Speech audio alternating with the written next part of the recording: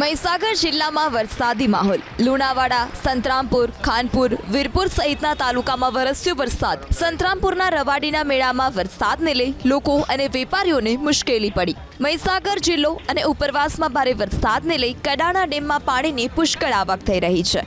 હાલ કડાણા ડેમમાં 1,08,000 ક્યુસેકથી વધુ પાણીની આવક થતા ડેમમાંથી 1,21,000 ક્યુસેક પાણી છોડવામાં આવી રહ્યું છે। કડાણા ડેમમાંથી પાણી છોડાતા મહીસાગર નદી બે કાંઠે વહેતી થઈ। મહીસાગર જિલ્લા સહિત પંચમહાલ, વડોદરા, આણંદ અને ખેડા જિલ્લાના 106 ગામોને એલર્ટ કરાયા છે।